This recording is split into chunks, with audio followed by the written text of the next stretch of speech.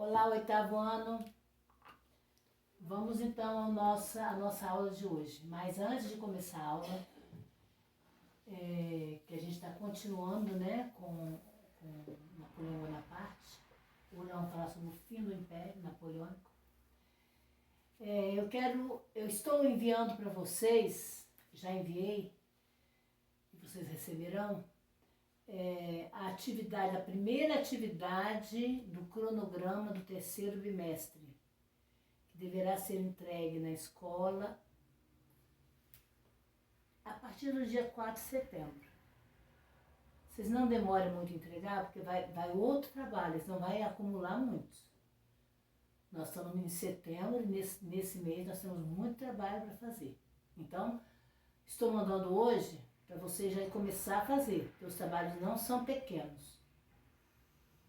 Essa atividade deve ser respondida em folhas, com letra cursiva como sempre. Vocês não devem esquecer de colocar o nome de vocês no trabalho, a série, se for possível fazer uma capinha para o trabalho. Esse trabalho vai valer 2 pontos. Então nós vamos começar a nossa aula de hoje.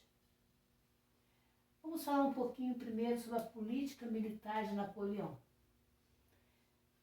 Napoleão, ele conseguiu ser muito vitorioso nas guerras que ele empreendeu em terra, né? Porque a França, ela possuía um poderoso exército, munições, só que por mar ele perdeu muitas batalhas, porque por mar quem vencia era a Inglaterra. Você já sabe da superioridade inglesa no mar, as embarcações inglesas, né? Você já conhece aí. Então, ele não conseguiu concorrer com a Inglaterra no mar. O ano de 1806, Napoleão, então, já que ele viu que ele estava perdendo para a Inglaterra, ele resolveu decretar o bloqueio continental. O que era o bloqueio continental? Foi uma proibição que ele fez, uma lei que ele criou, proibindo todos os países de fazer comércio com a Inglaterra. Era uma forma dele não ficar rebaixado. Porém, nem todos os países aderiram a esse bloqueio. Por exemplo, Portugal não aderiu. Por quê? Portugal, ele devia muito para a Inglaterra. Ele devia muito dinheiro e ele teria que sempre estar subordinado à Inglaterra, né? Ele não poderia abandonar a Inglaterra nesse momento, senão ele teria que pagar as dívidas dele, ele não podia. Então ele não aderiu. Então o que Napoleão fez? Ele resolveu então invadir Portugal com suas tropas.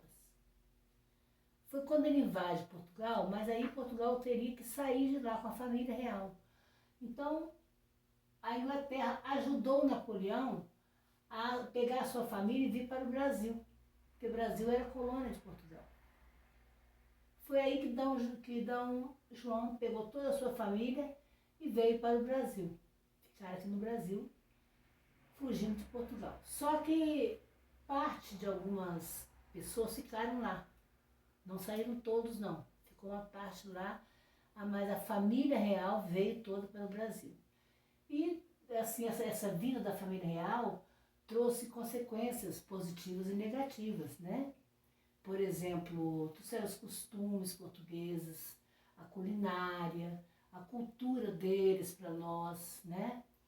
E foi um ponto positivo. Agora, a esposa de Dom João, Dona Carlota Joaquina, ela detestava o Brasil. Ela veio para cá obrigada, doida para voltar para lá. Então isso aí foi um ponto negativo, né? Muitos não estavam aceitando. Bom, então em 1808, a família real portuguesa chegou aqui no Brasil. No ano de 1813, o que aconteceu? Napoleão vai tirar do trono o rei espanhol, Dom Fernando VII, e vai colocar o irmão dele, José Bonaparte, para governar.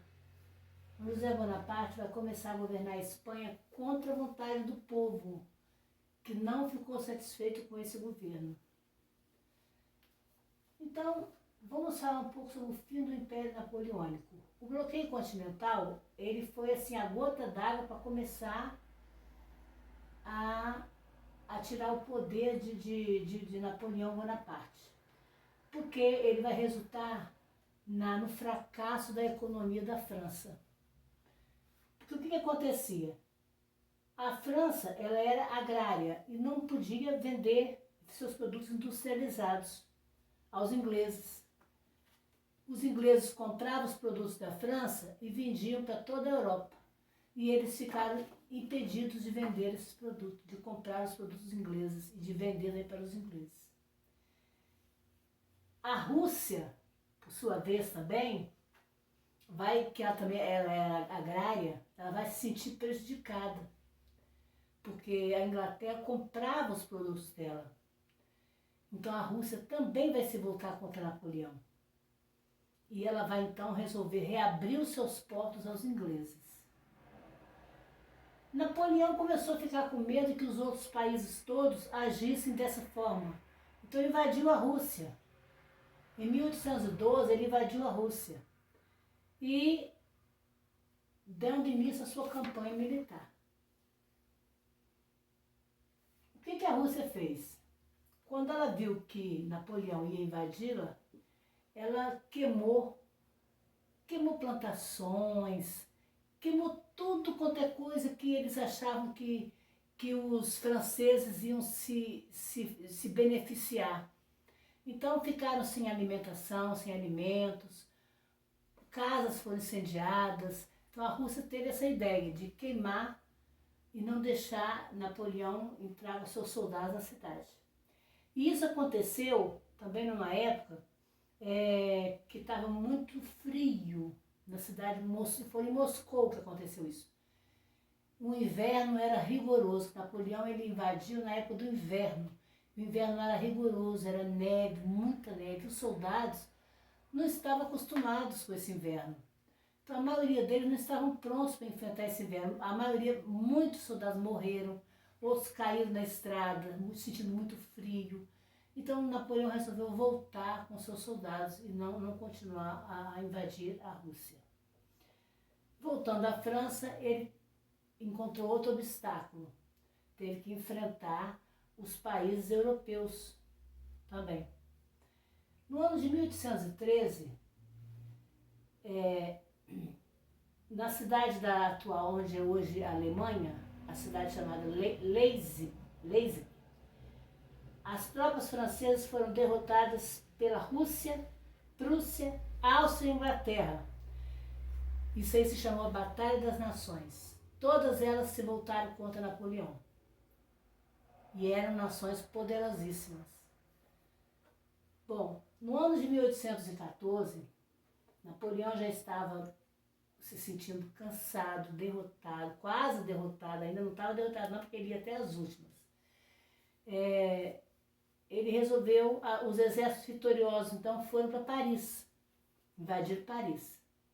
Napoleão derrotado, né, sem forças, ele resolveu abdicar do trono francês, que foi ocupado por Luís XVIII, irmão de Luís XVI. No ano de 1815, Napoleão, que havia sido deportado para a ilha de Elba, ele resolveu fugir e retornou à França, quando os ânimos já estavam mais calmos. Retornou à França e ele foi muito bem recebido pelo seu povo, que era a favor dele. E os ex-soldados que lutaram junto com ele. Ele então assume o trono francês e Luís XVIII fugiu para a Bélgica, ficando Napoleão governando a França. Mas nós vamos ver aqui os 100 dias de Napoleão, foi pouco tempo que ele ficou.